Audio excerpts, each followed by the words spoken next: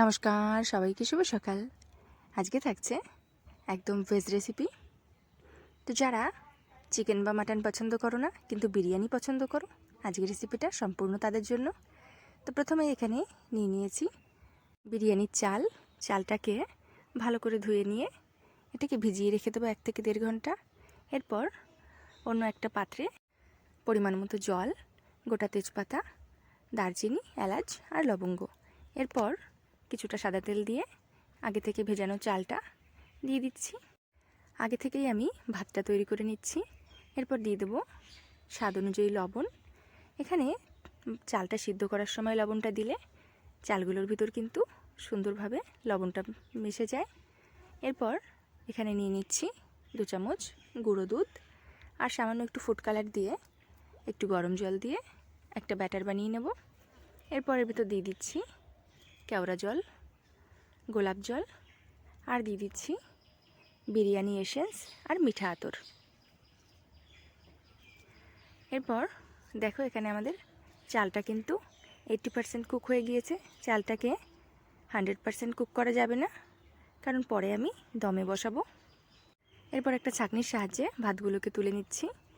এরপর একটা কড়াইতে দিয়ে দিচ্ছি কিছুটা সাদা তেল। সাদা তেলে কিছুটা কিশমিশ ভেজে নিচ্ছি একদম লো ফ্লেমে। হাই ফ্লেমে ভাজলে কিন্তু কিশমিশগুলো পুড়ে যাবে। তো কিশমিশটা আমাদের ভাজা হয়ে গিয়েছে। এরপর কিশমিশটা তুলে বেরেস্তা বানিয়ে নেব। বেরেস্তা বানানোর পেঁয়াজগুলো কেটে নেওয়ার পরে যদি সামান্য লবণ মাখিয়ে কিছুক্ষণ রেখে দেওয়া যায়, তাহলে কিন্তু এক্সট্রা জল সম্পূর্ণভাবে বেরিয়ে যায় আর বেরেস্তাটা তাড়াতাড়ি ভাজা হয়ে যায়। তো দেখো এদিকে কিন্তু আমাদের বেরেস্তা প্রায় রেডি। এরপর এটাকে তুলে নিচ্ছি আর ওই একই তেলে আলুগুলোকে ভেজে নিচ্ছি।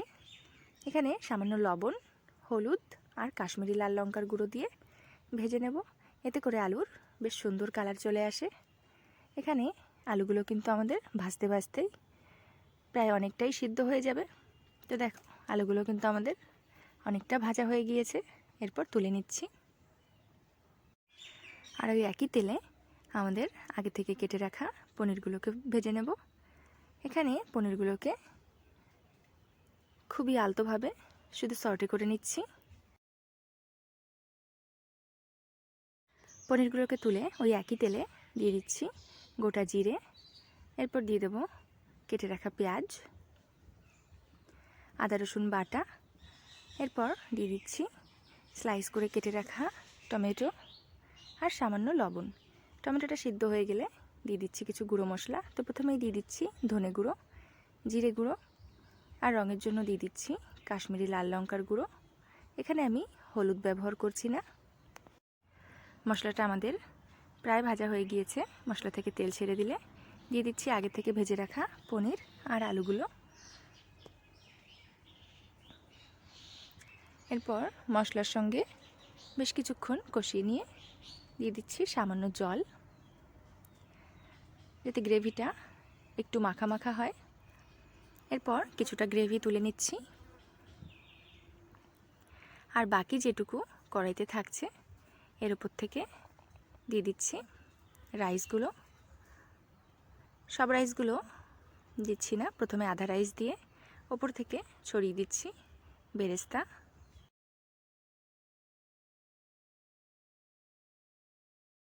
এরপর দিয়ে দেবো আমাদের যে মিশ্রণটা বানিয়ে রেখেছিলাম ফুড কালার দিয়ে, সেই মিশ্রণটা কিছুটা দিয়ে দিচ্ছি। এরপর যে গ্রেভিটা তুলে রেখেছি গ্রেভিটা আর একটা লেয়ার দিয়ে দেবো। এরপর দিয়ে দিচ্ছি আমাদের বাকি ভাতগুলো আর ওপর থেকে ছড়িয়ে দিচ্ছি একটু বিরিয়ানি মশলা আর বেরেস্তা আর ভাজা কিশমিশগুলো। এরপর বাকি আমাদের যে ফুড কালারটা আর বিরিয়ানি এসেন্স ছিল সেই মিক্সচারটা দিয়ে দিচ্ছি আর উপর থেকে দিয়ে দিচ্ছি কিছু কাঁচা লঙ্কা আর দিয়ে দেবো একদম লাস্ট 3 থেকে 4 চামচ ঘি। এরপর এটাকে ঢাকা দিয়ে 15 মিনিট দমে বসিয়ে দিচ্ছি। তো 15 মিনিট পরে দেখো ঢাকাটা খুলে নেব। আমাদের কিন্তু পনির বিরিয়ানি একদম রেডি।